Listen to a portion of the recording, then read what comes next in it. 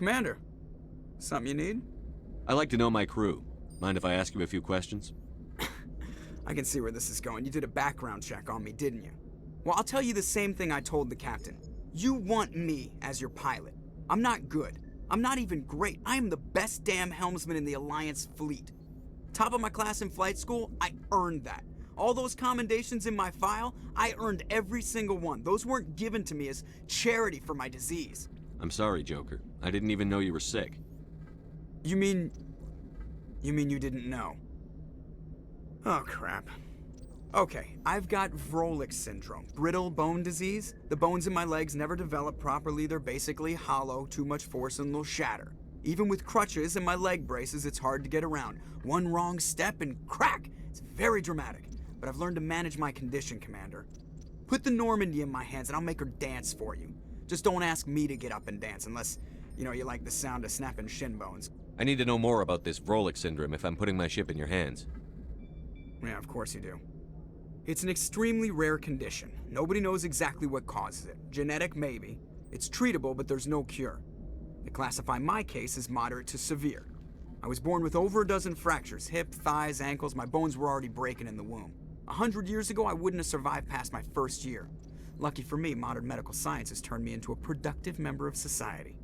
You're not gonna break a bone trying to fly the ship, are you? I don't fly with my feet, Commander, so I'm fine as long as I'm in this chair. I gotta be real careful when I get up to take a piss, though. I can do my job as well as anyone on the ship. Better, actually. So don't worry about it. I have to go. All right, see ya. Yes, Commander? Is there something you need? How well do you know the Lieutenant? I'd never worked with him before this mission. But he has an impressive service record. Over a dozen special commendations. Tends to keep to himself, though. Maybe because of the headaches. It's not easy being an L2. What does that have to do with it? Well, most biotics now use the L3 implants. Lieutenant Alenko was wired with the old L2 configuration. Sometimes there are complications. What kind of complications? Severe mental disabilities, insanity, crippling physical pain. There's a long list of horrific side effects. Kaidan's lucky. He just gets migraines. I should go. Goodbye, Commander.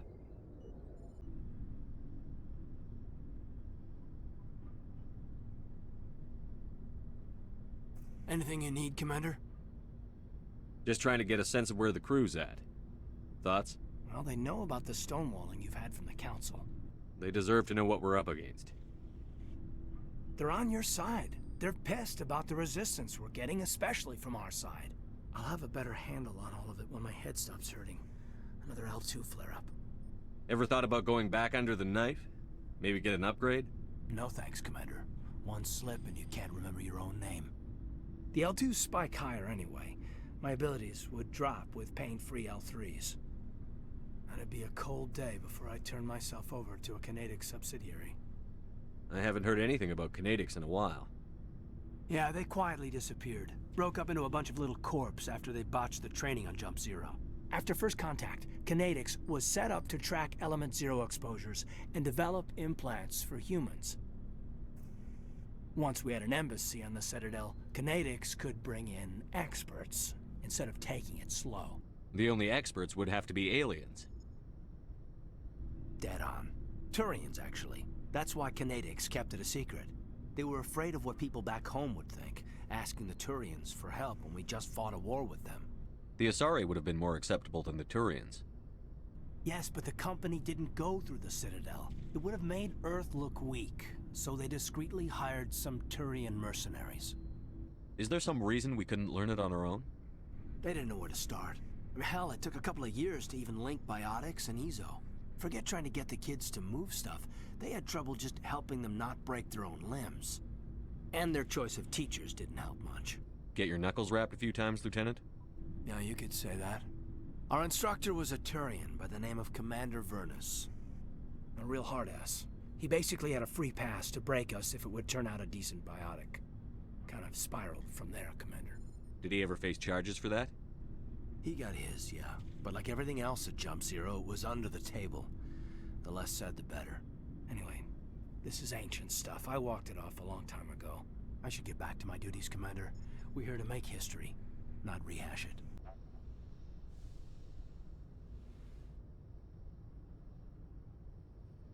I get the feeling you want to ask me something, Commander. I'd like to know more about the Asari. We were the first species to discover the Citadel.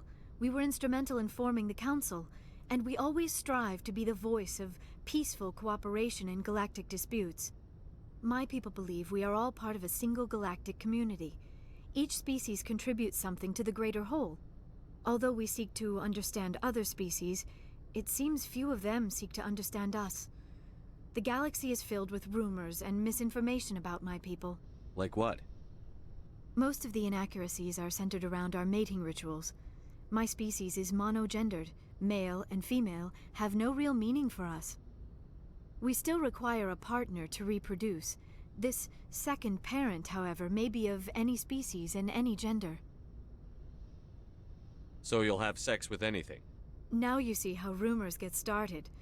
Physical contact may or may not be involved, but it is not an essential element of the union. The true connection is mental. Our physiology allows us to meld with other beings. We can touch the very depths of their minds. We explore the genetic memory of their species. We share the most basic elements of their individual and racial identities. We then pass these traits on to our daughters. It is how we learn to grow as a species and how we develop a greater understanding of other races. What happens to your partner after the union? Every relationship is different. Some unions are a single encounter with both parents parting ways afterwards. Others can be more long-term. Sometimes an Asari and her partner will stay together for many decades. You Asari live for 1,000 years. What happens when your partner dies? Few sapient species live as long as my kind. We have learned to take a philosophical approach to our unions. We do not focus on the inevitable loss of our partners. Instead, we enjoy the time we spend with them. And even after they're gone, a part of them lives on in us. The union is a connection that transcends both time and space. Do you know who Matriarch Benezia chose as her partner? She rarely spoke of her partner. Though I know my father, if you want to use that term, was another Asari. I thought you always needed another species to serve as one of the parents. Think about it, Shepard. If we were not able to mate with our own species, we would have died out long before we ever mastered spaceflight and left our homeworld. Union with our own kind is no longer common, not for the purposes of reproduction. Most Asari believe it weakens our species. Asari daughters inherit racial traits from the father species. If both parents are Asari, then nothing has been gained, or so conventional wisdom would hold. I am what is sometimes called a pureblood, though no Asari would ever be cruel enough to say the word to my face. It is a great insult among my people. It is possible Benezia's partner was embarrassed by their union. She may have been too ashamed to publicly acknowledge me as her offspring. Maybe she wanted to meet you but couldn't. Something could have happened to her. Maybe she passed away. You might be right. I hope you are. But I have no way to know for sure. Benezia never spoke of her partner. Whatever happened, it caused her too much pain to dwell on it. She raised me by herself, though that is not uncommon. Many Asari raise their children alone, particularly if the father species is short-lived. Often the partner will pass on long before the child reaches maturity. Do you know why Benezia joined up with Saren? I don't understand it. She was always outspoken about the need for the Asari to become more involved in shaping galactic events. Maybe she thought allying herself with Saren would somehow be for the greater good in the long run. At least I hope so. Any chance she's in this for power or personal gain? No, not the Benezia I knew. But I hadn't spoken with my mother in many years. She may have changed. Maybe we could pick up where we left off. You were telling me about your interest in the Protheans. Actually, I think I was talking about my interest in you, and making a fool of myself in the process. As I said, I am not used to dealing with people, especially humans. I did not really know much about your species when we first met, Shepard. I found it hard to take humanity seriously. Your kind always seemed so rushed and high-strung. Has your opinion changed at all? It has. I have been watching you and your crew. It has taught me a lot about your species. You humans are creatures of action. You pursue your goals with an almost indomitable determination. It is an admirable trait, but also an intimidating one. You're scared of us?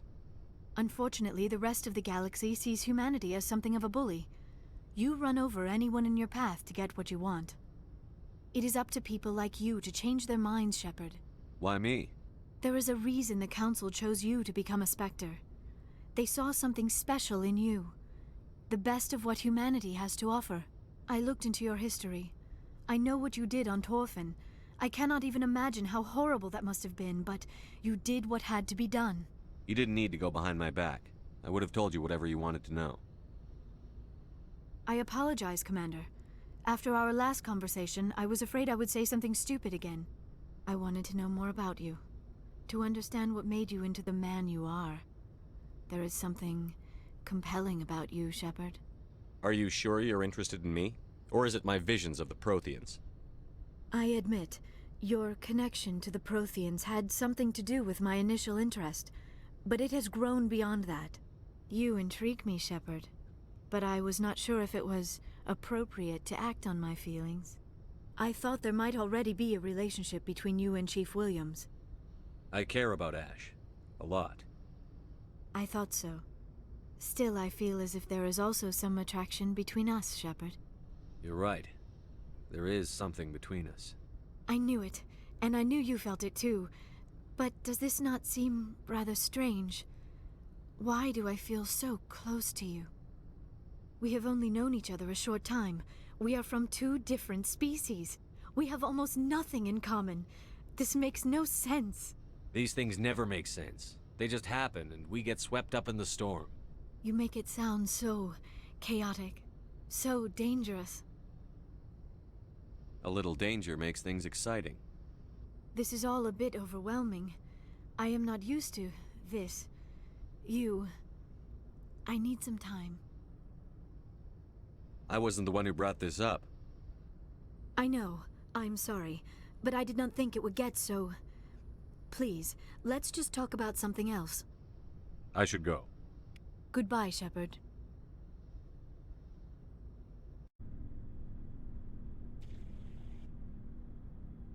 Oh, before I go, you said you're serving with Commander Shepard now? We saw him on the news here. He's cute. Later, sis. Tell me you didn't hear that. Afraid I did. Oh, shoot me now. One of my sisters. That's Sarah, the youngest. Surprised to see you here, sir.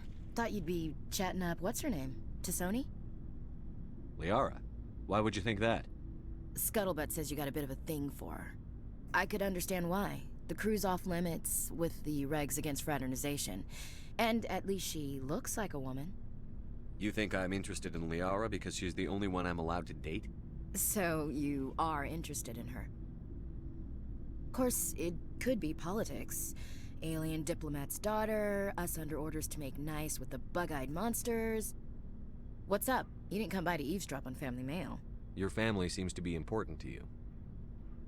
Yeah, we've always been close. Me and my sisters especially.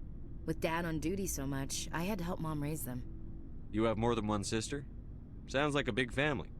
Yeah, I'm the oldest, then Abby, then Lynn. Sarah's the youngest. She's still in high school. With 4 girls, Dad used to say he felt more outnumbered at home than on maneuvers. Did your father serve with the fleet? Yeah, took any crap posting he could get that offered space time. You know what? He worked his ass off trying to get recognized, but he never made it above serviceman 3rd class. He was real proud when I made Chief. First thing he did was salute. Where did you grow up? All over. We transferred a half a dozen times before I finished grade school. You go where personnel command sends you, right? I guess that's why I'm so tight with my sisters. We'd have to leave all our friends every 2 or 3 years. What about your mother? You haven't mentioned her. You must know what military wives are like. Strong because they have to be, able to raise kids while Dad's away on a 6-month cruise.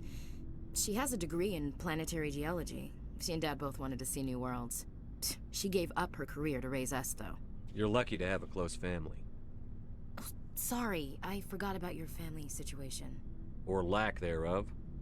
Relax, Williams. I've dealt with it. Asked me to clear a bunker of armed hostiles? No problem. Dealing with the foot in my mouth? Not so good with that. Things were tense between Sarah and me for a while. Then we bonded. Sounds like a story. Feel like sharing? Sarah got herself a boyfriend who wanted to go faster than she did, Mike. I didn't think he was a bad kid, just pushy. Lynn would send me these worried vid mails, and I'd tell her to relax. Where were you when this was going on? I was on active duty. Sarah's graduating high school this year. This was only a couple of years back. They were on Amaterasu. At the time, I was assigned to Chernobog. Same cluster, but a dozen LY away. Close enough to talk regularly, too far to make it back in an emergency. I couldn't afford a fast packet flight. If he really liked her, he wouldn't be pushy. Yeah, of course. If he didn't ask at all, I'd wonder if he thought Sarah was ugly. Damned if you do, damned if you don't. Mike thought they'd go for a romantic walk in the woods, 'cause he figured it was past time they did the deed. She levered Mike face first into a tree and left. Didn't have a scratch on her. Good thing Mom and Dad had us all learn some kind of self-defense. I took emergency leave and walked Sarah to school for a few days. You said all of your sisters learned self-defense? Lynn did pistol practice, but didn't like it. She's kind of nervous. Sarah took Aikido. Abby decided to learn the sword. She always was a little weird. Likes big skirts and tops you have to tie her into. They do great things to her figure, though. So, what did you learn? One of Dad's friends taught me Marine hand-to-hand. Why didn't you tell the police? She said it wouldn't solve the real problem, and she and Mike would both become household names. It was a small colony. I said it was her call to make, that we should let her do it her way. Mom was pretty pissed about that. Sarah couldn't have been fond of you escorting her. Embarrassed the hell out of her. But it was worth it in the end. My last day out, Mike was waiting for us. Sarah had told her friends, so everyone at school knew what he did. He wasn't happy. I wanted to snap him in half, but Sarah gave me this look, this let me handle it, I need to do this alone look. She kept her cool, God bless her, as he screamed in her face. She just let him vent. Then he tried to punch her. I swear, she just flowed around him. Next thing I knew, he's face down on the sidewalk, and there's blood everywhere. She cracked him in the face. Good. When he swung, she wasn't there anymore, and he fell. She helped him stop the bleeding and had me call an ambulance. She told the paramedics he fell. Before they took him to the hospital, Mike touched Sarah's arm. I thought he was gonna end up on the ground again. But he hung his head, whispered, "I'm sorry," and started crying. And she hugged him. The Williams women are a decisive bunch, Commander. We do things when we're ready. Not before, not after. Your sister's something else. But you didn't mention your father at all. Was he on deployment?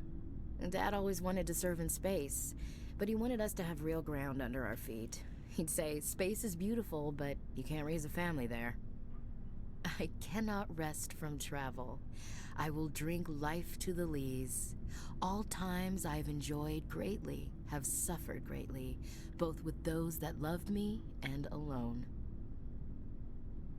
For always roaming with a hungry heart, much have I seen and known, cities of men and manners, climates, councils, governments. I never thought I'd hear you reciting poetry. Just because I can drill you between the eyes at 100 meters doesn't mean I can't like sensitive stuff. Just don't spread it around. Ulysses was my dad's favorite poem. Every time he shipped out, he recorded me reading it. He had a dozen versions when he retired. He also brewed his own beer and played a mean baritone sax. Does he still like it? I sure hope so. I read it to his grave every time I go home. Dad passed on a few years back. He's probably still watching, though. So behave. He's not a zombie, is he? You know, from heaven, wherever that is. That's not a problem with you, is it? That I believe in God? Your beliefs are your business. I'm your commanding officer, not your moral compass. Just my commanding officer, huh? We'll have to see about that. What are you saying, Williams? Me? I'm not saying anything, Skipper. I should get back to my duties. Didn't mean to take up so much of your time. We'll talk later, Williams. Looking forward to it, Skipper. Shepard? Rex? Commander, how are you? Why did you want to be a CSEC officer in the first place? That's a good question. There were several reasons, I guess. Like what? Probably the same as most officers. I wanted to fight injustice, wanted to help people. I guess my father had something to do with it too. He was CSEC, one of the best. I grew up hearing about his accomplishments or seeing his picture on the vids after a big arrest. He's taking my resignation pretty hard. He's not impressed that you're going after Saren? My father's a CSEC man to the bone. Do things right or don't do them at all, he says. He thinks I'm being too rash, too impatient. He's worried I'll become just like Saren. He actually talked me out of becoming a Spectre when I was younger, for the same reasons. You were asked to be a Spectre? Well, I was targeted as a possible Spectre candidate. Me and about 1,000 other Turian military recruits. I could have received special training, but my father didn't like it. He despises the Spectres. He hates the idea of someone having unlimited power with no accountability. He wouldn't like you, Commander. No offense. Spoken like a true CSEC officer. Yeah, it's a speech I've heard one too many times. But Saren's not going to play by our rules, CSEC's rules. If you want to nail Saren, you need to send someone who isn't restricted by policies and procedures. You're a quick learner, Garrus. We'll beat him at his own game. It's the only way to stop someone like him. I'm right behind you, Commander.